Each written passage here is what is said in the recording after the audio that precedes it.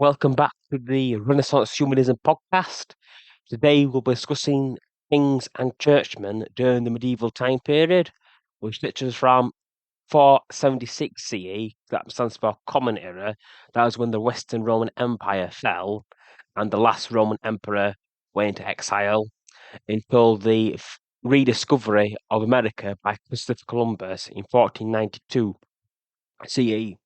For this podcast, I'll be discussing kingship focused primarily on the kings of England, why churchmen were an essential pillar of kings and a force for support, legitimacy, and backing if a ruler was not have this military support of the military classes, which include knights, nobility, and finally the peasant and merchant classes. For a king to maintain his power, he must have the support of church, nobility, or merchant classes, or a combination of all three, or partial support of each particular political, financial, and economic class. The knightly class, they were made up of knights, they were made up of the higher nobility. During the medieval ages, to be a nobleman, to be a king, you had to be a soldier, you had to be a general, and you had to have martial abilities, either to command troops in battle or individual abilities as a knight. It was during this time period, political power was closely linked to military power and military capabilities.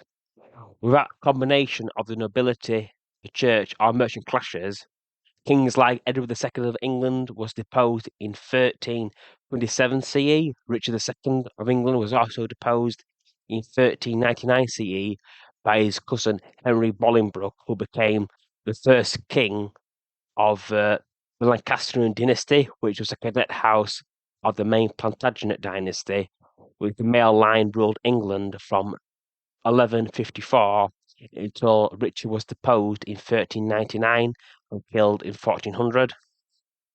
And after that, there was the Plantagenets, the Plantagenet cadet houses of Lancaster and York that ruled England. With the House of Lancaster from 1399 until 1561, and then briefly again in 1471, and then from 1461 until 1485, there was the Yorkist dynasty that ruled over 2 decades.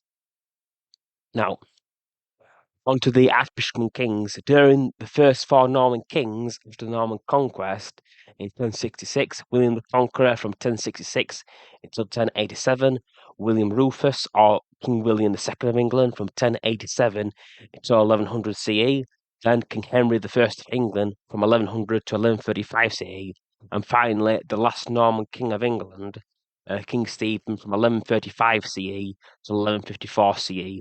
These kings, particularly the last three, who relied particularly on the support of archbishop and churchmen to maintain their power.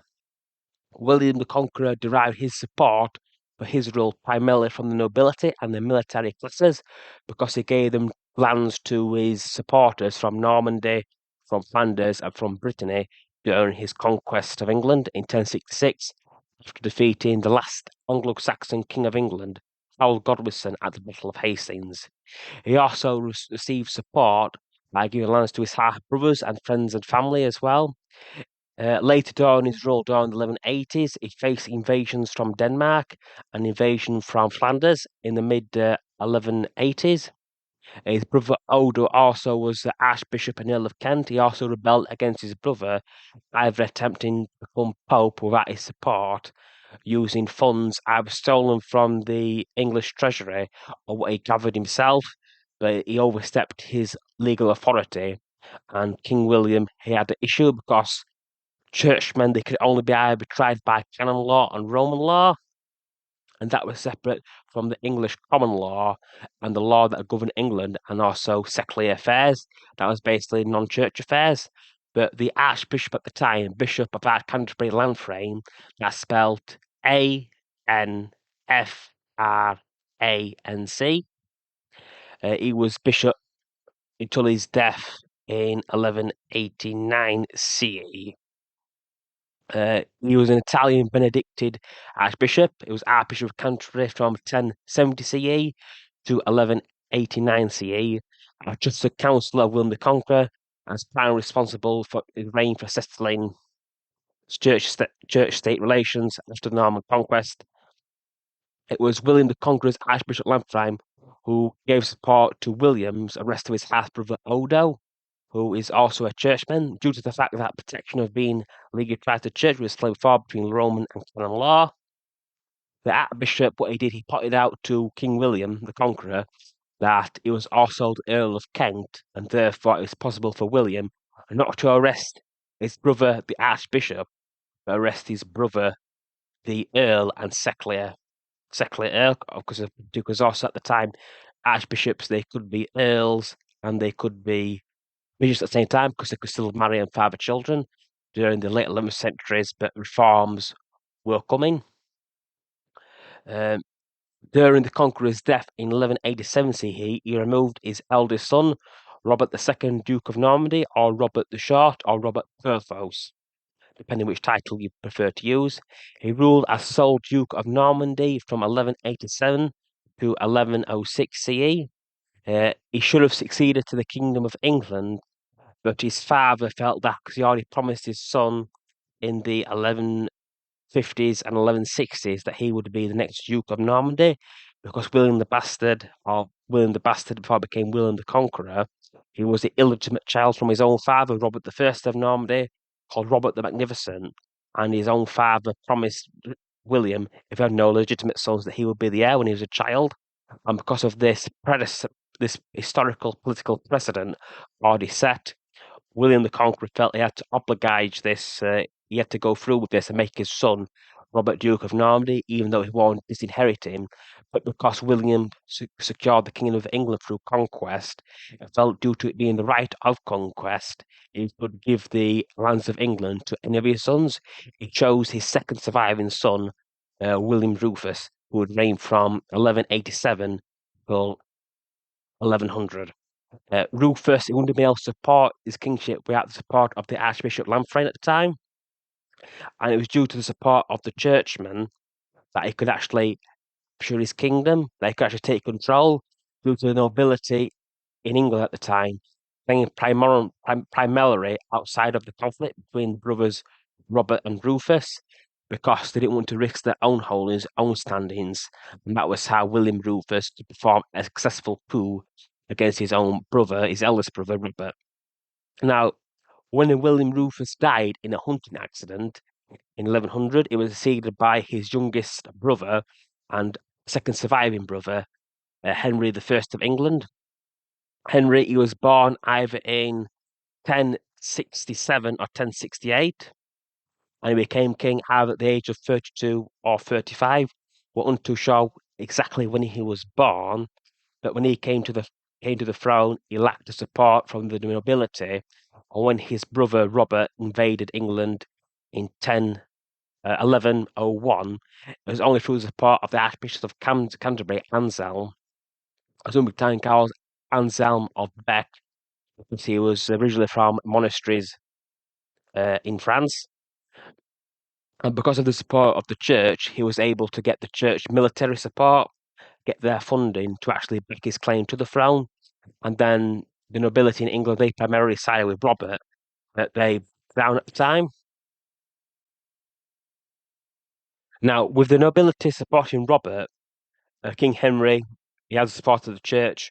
Robert ultimately backed down because during this time period, it was very much that the nobility weren't interested in fighting large-scale pitched battles. William the Conqueror, he won his battle in England in 1066 by winning a pitched battle. He won that battle. He killed off the majority of the ruling Anglo-Saxon nobility, and the Normans in England and in Normandy itself, they didn't want that something like that happening again. They didn't want their entire livelihoods, everything they've worked for, just being destroyed in a pitched battle. That's why in the 11th, 12th, and 13th centuries, there was more of this case of siege, counter siege, and wars being fought that way. That way, no one side places everything at risk on one giant battle. It will be a war of attrition, a war who has the most financial resources and who has the most political support or who can bribe who or whomever the most. That's why King Robert, Duke Robert, my apologies, Duke Robert of Normandy II, that's why he beat down, and that's how Henry I could secure his kingship. It took him 2 years to secure his kingship, and by 1105, he actually invaded Normandy and conquered the duchy by 1106 due to support of the church and gained over the issue of investiture. This was because previously kings in Europe they could select who gets to be archbishops, but Benedictine reforms in the Catholic Church at the time, meant that those choices now had to be decided by churchmen within the kingdoms or by the Pope in Rome. And kings were very much against this. That's why Henry I, in 1105, was facing the possibility of interdict, where that's where the bishops, churchmen throughout England no longer performs church services. That means no people get buried, no people get christened, and that would have completely stopped. And also, he faced potential excommunication as well. But this issue was resolved, and through the support of Anselm, he was able to actually conquer the Dukedom of Normandy by 1106. And his brother would spend the next years of his life until his death in 1134 in prison. Now, the next Anglo-Saxon king, King Stephen, the last Norman king of England, I should say, he was king from 1135 to 1154. He was the direct descendant from a daughter of William the Conqueror. He was made king after William the Falling died during the tragedy of the White Ship, 1120 CE, which cost King Henry not the only male and legitimate successor, barring his daughter Empress Matilda and her children. Stephen secured his kingship due to a coup d'etat against his first cousin Matilda, wife of Geoffrey Plantagenet, the Count of Anjou, with the Anglo-Norman Anglo nobility having a deep-seated animosity and hatred due to previous wars between both dukedoms, between both counties, going us back all the way to the 1150s during the time and rule of William the Conqueror, also known as William II, Duke of Normandy. This hatred and mutual mistrust, particularly between the Norman English churches against women's rule, also contributed to Matilda being passed over. King Stephen also had the primary support of his brother during his rule, his youngest brother, Henry, Bishop of Winchester, or Henry of Belos. The Churchmen of Normandy, England, went incredibly against the rule of a woman due to Roman Catholic Church being predominantly dominated by men, controlled by men, and also the celibate nature of the Roman Catholic Church and the papal reforms, the Benedictine reforms coming through the church institutions. It was a male-only inclusiveness of the men within these churches as well, the exclusion of primarily women, apart from nuns and abbesses. The fact that the Norman dynasty succession was also ad hoc and contradictory, which meant that any political claimant with the appropriate support and have a strong chance of claiming the English crown. In the historical context of the 11th century, England was conquered twice, first by Canute the Great in 1016 CE, then by William the Conqueror in 1066 CE. The English crown changed hand 10 times, from Ethelred the Unready, Swen Forkbeard, Ethelred the Unready again, Edmund Ironside, Canute the Great, Harold, Canute II, or half Canute, Edward II of England, that's from the Anglo-Saxon dynasty, that's Edward the Confessor, is known to history, just because from the conquest in 1066, that's when the old dynasty was removed, destroyed, that legacy was gone. That's why we count Edward the Confessor in the Anglo-Saxon kings as a Edward. That's the how to say in Anglo-Saxon, that's spelled rather than Edward in English. In the old English, it's Aadward. Edward II in the Anglo-Saxon numeral ways of counting kings. That's why Edward the Hammer of the Scots, Hammer of the Scots is counted as King Edward I, even though if we include the Anglo-Saxon Edwards, he would be King Edward III of England. That's not how it's counted. I only say this to avoid any confusion. Then we had William the Conqueror, and then William II. I look at the context as a part of the church, and we can see why kings rely so much on the church and the ability to maintain their kingship, to maintain their power. And again, for England, since 1066 until the reign of Edward I in 1272, there wouldn't be a peaceful transfer of power until king to son. It wouldn't be until King Edward I of England.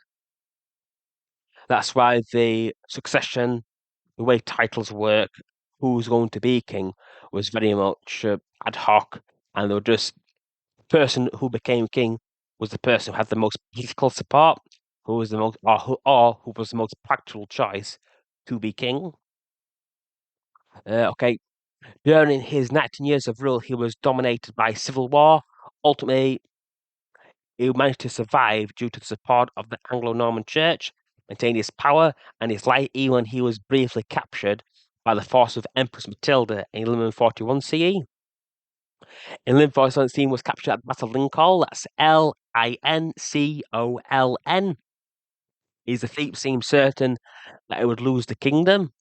However, due to either Matilda's arrogant behaviour, most likely it was due to the anti-support that she got from the church, because the church would support her, and then her own half-brother was captured, the Earl of Gloucester, in exchange for Robert of Gloucester. He was exchanged for his own, for the King of England, King Stephen, for released. Robert himself said that a earl is not a king, that King Stephen shouldn't have been released. But the truth is, Matilda lost political support, and also at the time, they had this attitude of a anointed king. You cannot depose an anointed king by God because they are God's anointed. And it's because of this as well that you cannot unmake a king. That's part of the issue. How do you unmake a legitimate king in the eyes of the church and also in the eyes of nobility as well? Because it wasn't until 4 years after King Stephen actually became king that the Angevin dynasty, people who would become known as the Plantagenets, actually attempted to reclaim the Kingdom of England. I hope this podcast makes perfect sense. If you have any questions, please send me a message either on my Substack, on my Medium, or in the comment section. Thank you for your time, and hope you found this useful. And peace out.